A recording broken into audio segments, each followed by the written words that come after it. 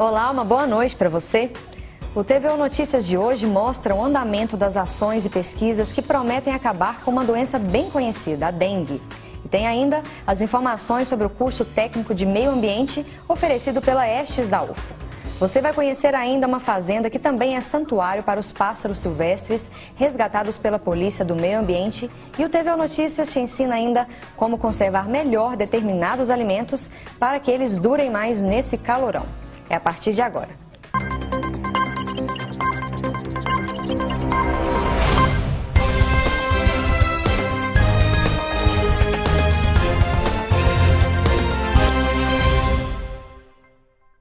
Pesquisadores do Programa de Pós-Graduação em Engenharia Biomédica da UFO desenvolveram em laboratório um equipamento que funciona como uma ferramenta para medir o grau de tremores em humanos. E a pesquisa é inédita.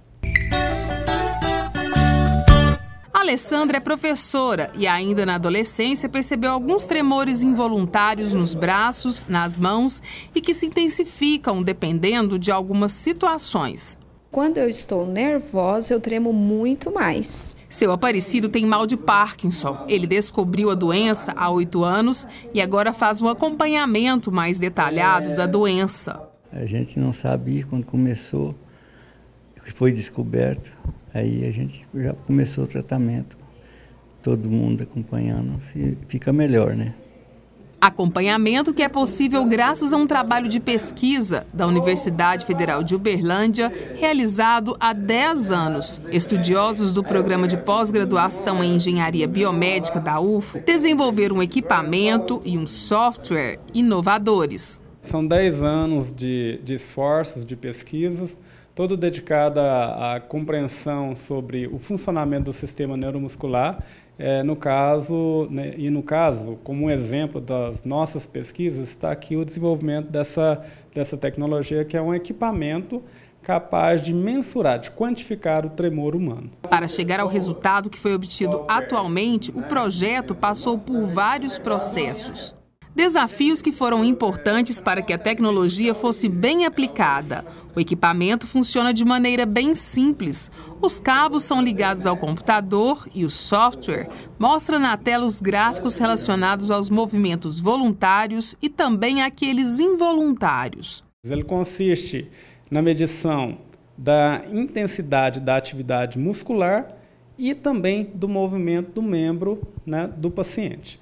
Então nós posicionamos alguns sensores sobre o membro afetado pelo tremor e o equipamento consegue registrar essas atividades com bastante precisão. O equipamento é inédito. O avanço aqui foi trazer os avanços na área da eletrônica e também de sensores para aplicação da tecnologia. Hoje conta inclusive com uma parceria da Universidade da Califórnia. A equipe dos Estados Unidos ficou bastante interessada na tecnologia que nós temos, então nós encaminhamos esse equipamento para lá. Esse equipamento foi avaliado pelo corpo clínico da instituição e também pelo comitê de ética, e após liberado nós começamos os nossos exames. O equipamento auxilia também nos tratamentos, principalmente em casos de doenças relacionadas a tremores diagnosticadas precocemente. Nós temos um tremor fisiológico que, com o passar dos anos, pode aumentar, e tem o tremor também de fundo patológico, no caso, a doença de Parkinson, que foi o caso relatado pelo senhor Aparecido. Então, é uma maneira de você mensurar o tremor e, inclusive, aplicar uma tecnologia de tratamento e acompanhar o resultado. Amanda é uma das estudantes do mestrado em Engenharia Biomédica, que também colabora com o desenvolvimento da tecnologia inovadora. Com essa caracterização do tremor fisiológico, a gente vai conseguir diferenciar os diversos tipos de tremores e vai facilitar no diagnóstico precoce de doenças, já que o tremor ele pode ser tanto fisiológico quanto patológico. Para o futuro, a proposta é melhorar a qualidade de vida das pessoas que sofrem com estes tremores. E já está em fase final também de desenvolvimento um outro equipamento que vai ajudar a atenuar os problemas relacionados aos tremores justamente quando eles acontecem. Às vezes o indivíduo chega num consultório reportando para o médico que ele teve um tremor. Só que o médico faz vários exames e não consegue verificar esse tremor. Então, como registrar isso? Como visualizar isso? Por meio de uma ferramenta como essa aqui. Então, o nosso futuro é realmente nessa direção. É do monitoramento contínuo e no lar. A Estes, Escola Técnica de Saúde da UFO, oferece de graça à população vários cursos e um deles é o curso técnico de controle ambiental. Para estudar na Estes, basta ter ensino médio completo e vontade de aprender. O curso técnico em controle ambiental da Escola Técnica de Saúde da UFO existe desde 2011. No total, o curso tem a duração de 1 ano e meio e as aulas são noturnas. Nesse curso, o aluno vai desenvolver atividades relacionadas à prática com análise na área ambiental, de água, solo, atmosfera. Também atuará na parte de licenciamento, atuação em saúde coletiva e também pode atuar em algumas usinas, prestação de serviço na área ambiental, análises químicas, biológicas, de água, solo, alimentos. E também ele tem a opção de montar uma própria empresa, trabalhar com consultoria. Além das aulas, os estudantes podem participar de projetos de iniciação científica. Por exemplo, o de produção de biocombustível, que é coordenado pelo professor Luiz Vitor. É um processo que a gente vem desenvolvendo, uma pesquisa para a utilização de óleos vegetais, óleos residuais e óleos vegetais, uso de biomassa vegetal, para a produção de biocombustíveis, biodiesel, posteriormente bioquerosene, utilizando técnicas específicas de transesterificação, depois as técnicas que são envolvidas de purificação, para a obtenção do produto final que esteja de acordo com a ANP, Agência Nacional de Petróleo e Gás. O professor conta que o contato com a pesquisa pode ajudar os alunos na atuação no mercado de trabalho. A gente tem atualmente envolvido alguns alunos da própria escola técnica do curso de controle ambiental, atuando na área de iniciação científica, e também fica aberto também para alunos da graduação que tenham interesse em participar desse projeto. Renes é um dos alunos do curso técnico em controle ambiental. Esse já é o 3º curso que realiza e está muito satisfeito. Ele pode agregar outros valores com o curso que eu tenho também, que é o curso técnico de segurança do trabalho, né? Para mim atuar na área de consultoria. Quem também se sente realizada em estudar na Estes é a Ana Carolina. Indico para todos, ainda mais que o nome da UF pesa muito, né? Então, assim, no currículo da gente é muito bom. Além do curso técnico em controle ambiental, a Estes UFO oferece cursos de análises clínicas, saúde bucal, técnico em prótese dentária, enfermagem e curso técnico em meio ambiente em convênio com o Estado, a Estes e a UFO. Esta primavera parece ser recorde de calor de todos os tempos e mesmo com o refresco de algumas pancadas de chuva, as temperaturas ainda ficam em torno de 30 graus. Por isso, os alimentos perdem mais depressa e conservar corretamente tanto produtos industrializados quanto os frescos é essencial para garantir uma mesa saudável e gostosa. Os termômetros registram mais de 30 graus. A temperatura alta pede mais cuidados com o corpo e com a ingestão de alimentos, pois nessa época do ano é comum um aumento considerável de casos de intoxicação alimentar, decorrentes da má conservação de alimentos que, sob alta temperatura, estragam facilmente. Então a gente tem algumas opções para poder preservar, manter a qualidade dos alimentos e também evitar a contaminação. De acordo com a nutricionista, o primeiro cuidado que deve ser tomado é em relação à temperatura de geladeiras e refrigeradores. Geralmente, na refrigeração, quando a gente vai comprar carne ou algum alimento refrigerado, olhar se está um pouquinho de água acumulada no fundo do refrigerador ou se o alimento está suado na embalagem. Isso quer dizer que o fornecedor ou a pessoa que está vendendo desligou o refrigerador durante a noite e religou durante o dia para economizar. Então, isso aí perde, porque eu aumento a temperatura, eu propicio o ambiente para a bactéria proliferar. Além disso, é preciso estar atento ao prazo de validade e acomodação de produtos industrializados. Principalmente extrato de tomate, milho verde, fazer o uso, depois passar por uma vasilha com tampa. Preservar na geladeira, na refrigeração por até 5 dias. Já para conservar os nutrientes de frutas e verduras por mais tempo, o ideal é realizar o congelamento.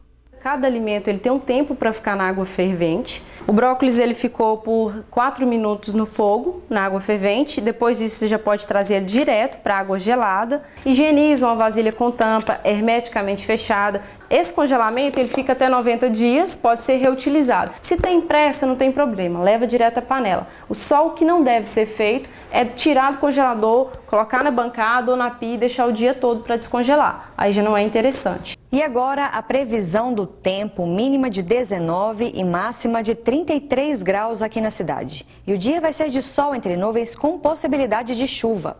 Agora no mapa, a temperatura em outras cidades.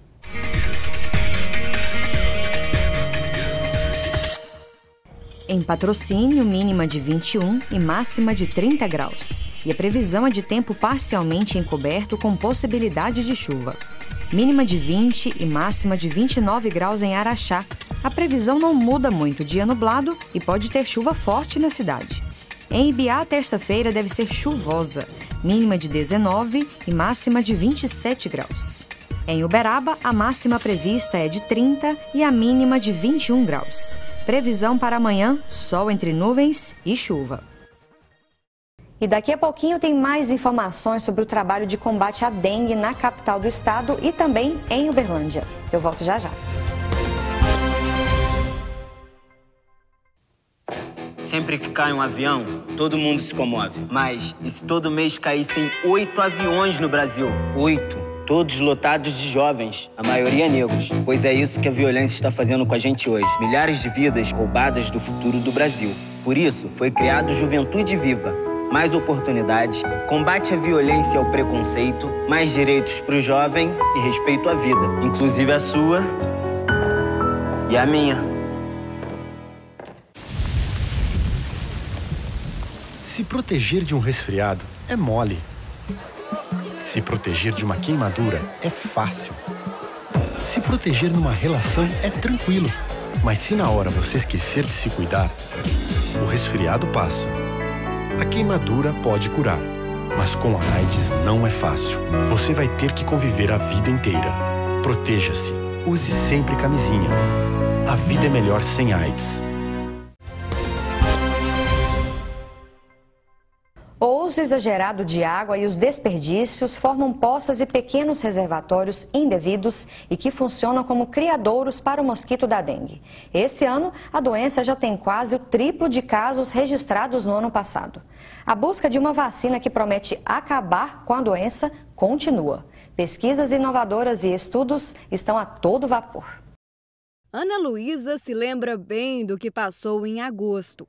Foram 8 dias sofrendo com os sintomas da dengue. Foi muito difícil, né? Porque os sintomas eles não são fáceis de ser lidados com ele. A gente tem muita dor no corpo, dor atrás dos olhos, febre constante, muito enjoo. E não foi só a Ana Luísa que teve a doença. A lista é grande na família da estudante. Meu tio já teve dengue, minha tia já teve dengue 2 vezes, minha avó teve 2 vezes, meu pai teve 2 vezes, minha mãe teve 1 vez e eu tive agora. Os números da dengue em 2015 são preocupantes. Nos 8 primeiros meses do ano, foram 693 mortes em todo o Brasil. O número é 70% maior em relação ao mesmo período do ano passado. Minas Gerais também registrou um salto no número de casos de dengue. Últimos dados divulgados pela Secretaria Estadual de Saúde mostram que, até o momento, mais de 130 mil pessoas foram contaminadas. O número já é mais que o dobro registrado em todo o ano passado. Esse ano, a gente teve alguns fatores que contribuíram também para esse aumento, como, por exemplo, a infestação em depósitos de água com água de chuva guardada para consumo humano, né? A gente percebeu que com a escassez hídrica as pessoas se mobilizaram, guardaram água de chuva e muitas vezes não tamparam, não guardaram adequadamente essa água. Locais que facilitem a proliferação das larvas do mosquito devem ser evitados. Latas, entulho, garrafas podem ser meios ideais. A coordenadora do Programa Estadual de Controle da Dengue alerta que a proximidade das chuvas pode agravar a situação. Daqui a pouco começa a chover, aí as pessoas vão guardar água em casa e vão ter depósitos que não precisam da gente abastecer de água, que a chuva vai fazer isso. Preocupado com o atual cenário da dengue no Brasil, o Ministério da Saúde decidiu elaborar uma estratégia para uma possível implementação da vacina contra a doença no país. Este laboratório faz parte das pesquisas. Ele ganhou a licitação do governo federal e agora coleta dados que chegam de voluntários de 63 municípios do país. O objetivo é realizar exames e detectar anticorpos contra o vírus transmitido pelo mosquito Aedes aegypti. Em cerca de 2 meses já foram realizados 30 mil testes. Ao todo serão 75 mil. A vacina vai ser elaborada por pesquisadores de São Paulo, mas os dados recolhidos e processados aqui na capital contribuem com o processo. Até os indicadores econômicos de absenteísmo no trabalho, os custos para a saúde são muito altos decorrentes da doença também, tem complicações decorrentes da doença, então a vacinação é de extrema importância para a gente conseguir combater a doença e reduzir os impactos dela. Em Uberlândia, o último levantamento divulgado pelo Centro de Controle de Zoonoses da Secretaria Municipal de Saúde apontou queda na infestação pelo mosquito da dengue, passando de 6,2% para 1,1%. Situação ainda considerada de médio risco. Na vistoria feita em mais de 9 mil imóveis da cidade, as áreas com mais alta incidência do mosquito, índice de 3%, foram os bairros Brasil, Umuarama, Alto Umuarama, da Zona Leste. Pós-resultado do Lira, para combater os focos de larvas, o município desenvolve ações especiais de recolhimento de criadouros sobre as ações de combate e conscientização realizadas em Uberlândia. O repórter Júnior Caritel conversou com o coordenador do Programa de Controle da Dengue, Edmar Olegário. E para falar sobre esse combate à dengue aqui na cidade, nós vamos conversar agora com o Edmar Olegário, que é coordenador do controle do programa da dengue e que vai falar um pouco, teve novidade, redução do índice de infestação?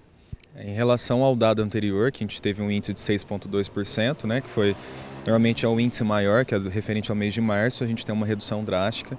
Comparado aos anos anteriores, ao mesmo período, que é o período de outubro, a gente tem a regularidade. Sempre fica próximo de 1, realmente, essa pesquisa que é feita nesse mês. Teve algum momento que Uberlândia ficou em estado de alerta durante esse período? Uberlândia esteve em estado de alerta a partir ali do mês de abril, né, que a gente realmente aumentou muito o número de casos, a curva de incidência epidemiológica foi muito alta, mais ou menos até o mês de junho a gente teve realmente a caracterização do período epidêmico no município e que depois do período de agosto aí, com relação à interferência da seca, de condição climática, a gente voltou para a condição de regularidade. Foi um número considerado alto do que o Ministério da Saúde preconiza?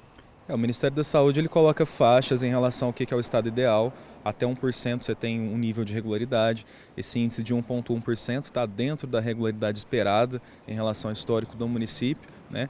Seria 0,1 em relação ao que é esperado para uma taxa de normalidade.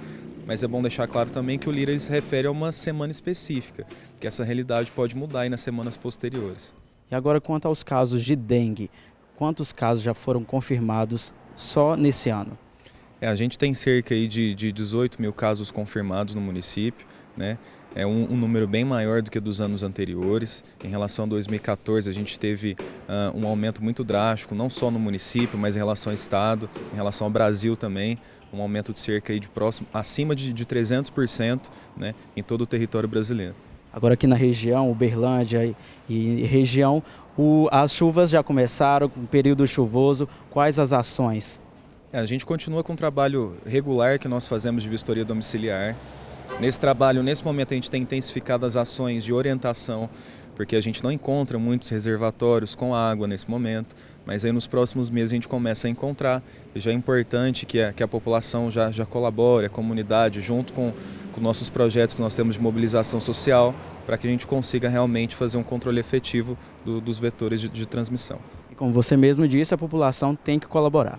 Exatamente, a gente conta com essa colaboração, a gente tem aumentado a nossa rede aí de mobilização social, junto com comunidade, líder comunitário, os estabelecimentos comerciais também, para que a gente consiga fazer realmente um trabalho que não preze somente pela ação direta do agente naquele domicílio, mas que o morador consiga fazer o trabalho depois daquela visita. Tá certo, muito obrigado pelas informações, Edmar. Nós voltamos ao estúdio. Daniela, é com você. Obrigada, Júnior Caritel, pelas informações. E em instantes você vai conhecer uma fazenda que também é o santuário para pássaros silvestres e animais resgatados no comércio ilegal pela Polícia do Meio Ambiente e que não conseguem mais voltar ao seu habitat natural.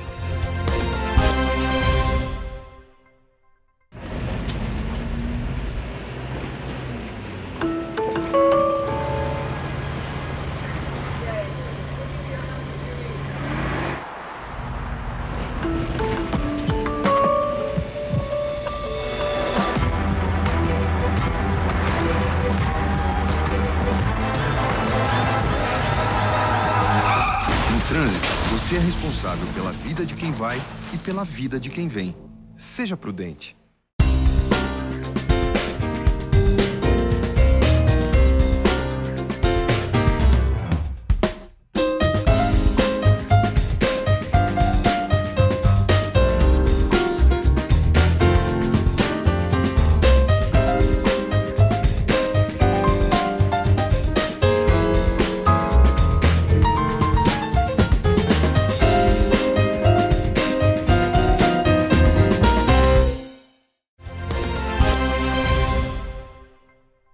O Instituto de Ciências Agrárias da UFO apresenta nesta sexta-feira, 6 de novembro, os resultados do projeto de extensão Educação Ambiental para o Consumo Consciente da Água, da disciplina Recuperação de Áreas Degradadas. O projeto foi desenvolvido por estudantes dos cursos de Engenharia Ambiental e Agronomia do ICIAG. A atividade será no Centro Educacional Eurípetes Barçanufo, no bairro Pacaembu. E podem participar estudantes dos cursos de Engenharia Ambiental e Agronomia da UFO, além dos alunos do Centro Educacional. Mais informações no site comunica.ufo.br. E agora você vai conhecer uma fazenda que funciona também como reserva natural de aves em recuperação. Abrigo dos pássaros silvestres e outros bichos apreendidos pela Polícia do Meio Ambiente no comércio ilegal, o local recebe os bichos que não têm mais condições de retornar ao ambiente onde viviam.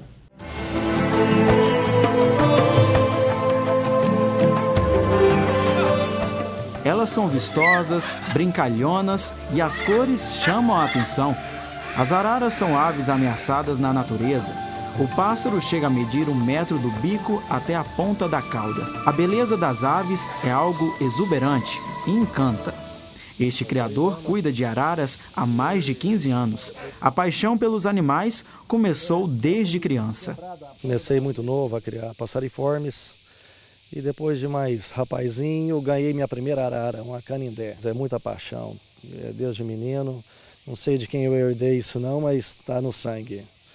Eu sou apaixonado nas aves, animais e todos os bichos. Roberto cria mais de 30 araras de todas as espécies. Esse espaço construído dentro da fazenda protege os pássaros apreendidos pela Polícia Militar do Meio Ambiente em criadouros e comércios ilegais. Depois de passar pelo setor de animais silvestres da UFO, as aves são encaminhadas para o local, por não conseguirem mais voltar a viver no habitat natural.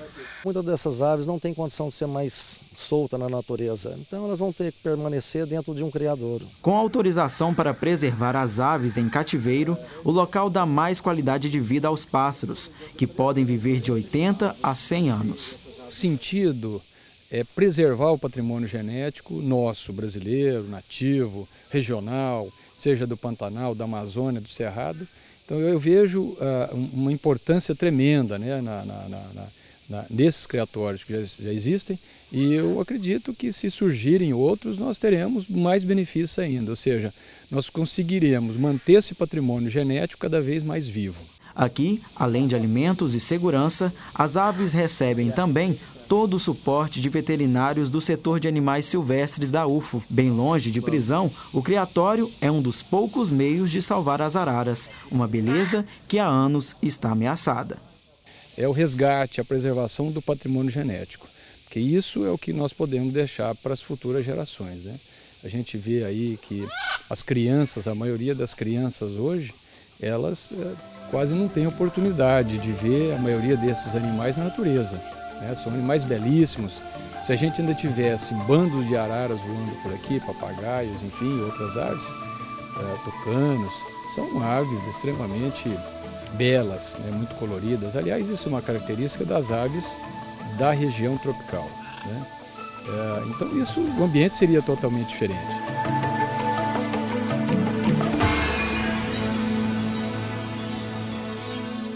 E sobre o trabalho de preservação, fiscalização e também soltura de animais e pássaros silvestres, nós conversamos agora com o tenente da Polícia do Meio Ambiente, Tenente Patrício. Boa noite, Tenente Patrício. Boa noite. Comandante do Pelotão de Meio Ambiente de Uberlândia. Isso, boa noite. Obrigada pela sua presença aqui no TV Notícias. Aos telespectadores, né? E é um prazer, né? Uma honra, convite de estar aqui para estar debatendo, né? Sobre a nossa fauna, sobre o meio ambiente. Que está um pouco ameaçada aí. Exatamente. Qual é a realidade em relação ao tráfico de animais hoje, Tenente Patrício? Explica um pouquinho para a gente. Em Uberlândia, né? Em Uberlândia. Então, o nosso trabalho, ele acaba que sendo direcionado, né, para atender essas ocorrências de tráfico de animais em cativeiro, mesmo que não seja decorrente de tráfico, né? Ele está muito direcionado pelo Disque Denúncia, que é o 181, né? A pessoa liga no 181, faz a denúncia, a gente vai fazer essas verificações, bem como também nós temos um trabalho de inteligência dentro da Polícia do Meio Ambiente, né, que faz alguns levantamentos e nos direcionam para estar fazendo essas verificações, mas existe essas pessoas que fazem esse tráfico, fazem essas capturas, né, totalmente acaba que machucam os animais. E o que motiva, né, esse tráfico, doutor Tenente? O lucro, né? A pessoa que pura e simplesmente o lucro, né? Porque tem mercado. Tem mercado. E o alvo? O maior alvo aí são as aves ainda? Sim, o maior alvo das nossas denúncias, né, que a gente tem atendido são as aves. São as aves. Em que pese temos atendido algumas denúncias de tráfico, né, de venda ilegal de répteis. Né? Também. Cobra. Agora, as aves é por quê? Qual a motivação? É questão de logística mesmo? Ou é de lucro mesmo, Tenente? A questão é de mercado, né? Então, as aves, elas têm mais mercado, né? Aquela questão da oferta e da procura. Então, essas pessoas, como elas almejam lucro e creio eu que as aves têm mais mercado, né? Então, é maior. Exatamente. Agora, esse projeto ASAS, né, que é a área de soltura de animais silvestres, engloba uma série de fatores, né, Tenente? Inclusive, a reintrodução ao habitat tem algumas complicações, né, Tenente? Explica para a gente. Exatamente. O projeto ASAS é um projeto do pessoal do IEF, do Instituto Estadual de Floresta, que é um órgão também da Secretaria de Meio Ambiente, componente do Sistema Estadual de Meio Ambiente. E ele está atrelado a um centro de triagem, centro de recebimento e triagem de animais silvestres, o que infelizmente a gente ainda não tem aqui na nossa região. Eu tenho contato com o pessoal do IEF, né? Nós temos esse projeto ASAS em Belo Horizonte, parece que na região de Juiz de Fora, aqui lá de Campos Altos, Montes Claros, e aqui em Uberlândia a gente ainda está tendo essa deficiência. Está sendo já feito o cadastramento, porque isso depende das pessoas que têm propriedade rural, se ter o interesse, fazer um cadastramento, né, porque acaba que tem custo para as próprias pessoas, né, que têm interesse no projeto. Então já está sendo levantado. Eu tive informação que aqui em Araguari já tá bem adiantado essa propriedade para estar sendo feita essas solturas, mas ainda dependemos de um centro de triagem, porque esse animal, antes dele ir para essa propriedade, ele tem que passar para o centro de triagem. E agora, após apreendido o animal silvestre, qual que é o procedimento? Como é feito o trabalho de vocês, Tenente? Hoje nós estamos trabalhando com uma parceria muito benéfica na ausência do centro de triagem, né? Só voltando a respeito do centro de triagem, já está sendo feito aí junto ao Ministério Público Federal, parece que está sendo acordado um termo de ajustamento de conduta, né? De forma que está sendo direcionado um recurso para essa estrutura venha a ocorrer aqui em Uberlândia o mais rápido possível. Mas hoje, como que a gente está trabalhando hoje? Assim que a gente identifica os locais, faz a apreensão dos animais, em razão dessa deficiência, nós encaminhamos esses animais para o LAPAS, que é o Laboratório de Análise de Animais Silvestres do Hospital Veterinário da UFO, né? Uma parceria bem bacana com o Dr. André, que lá tem veterinários, né? Tem as residentes que recebem esses animais com muito carinho, né? Com muito profissionalismo, analisam esses animais, né? Alguns que têm essa possibilidade fazem algum exame para ver a questão, para fazer um diagnóstico como está a nossa fauna, e tão logo, né, tão logo possível, eles buscam no IBAMA autorização e a gente dá esse apoio na soltura. Tenente. Agora, o tráfico de animais é ilegal, né, tenente? E a punição existe? Existe sim a punição. A pessoa que é pego no tráfico de animal silvestre, ela tem uma punição prevista lá na Lei de Crimes Ambientais, bem como aquela pessoa que mantém, né? Tanto a pessoa que captura, né? Tanto que a pessoa que captura para obter lucro, ela tem uma punição, ela é presa, é passiva de prisão, e aquela pessoa também que mantém o animal em cativeiro, né? Que seja oriunda do tráfico, ela mesma fez a captura, também existe uma punição. Agora, para a gente finalizar, então, um telefone aí para quem presenciar isso, tem um telefone aí para a pessoa? Tem sim, nós temos o 3257-6400, que é o telefone da Polícia de Meio Ambiente aqui em Uberlândia. É 24 horas, a gente está à disposição. E tem, né, o Disque Denúncia, que é o 181. Esse Disque Denúncia é totalmente anônimo, né, é garantia de anonimato da pessoa. E desse Disque Denúncia, ele vem para a gente faz a verificação, tem que prestar conta desse Disque Denúncia. Sim. Então, esses dois telefones, a gente está recebendo denúncia, tanto com relação à questão da fauna, né? Sim. Ou de meio ambiente. Meio ambiente a gente também vai fazer a verificação. Tá certo. Muito obrigada pela sua participação, Tenente Patrício. Obrigado, a gente agradece também a oportunidade. Com certeza. E o TVO Notícias de hoje termina aqui, lembrando que as reportagens exibidas estão na nossa página da TV Universitária no Facebook. E se você aí quiser dar dicas ou sugestões, nosso e-mail é redaçãotvu@gmail.com. Ótima noite para você e até amanhã.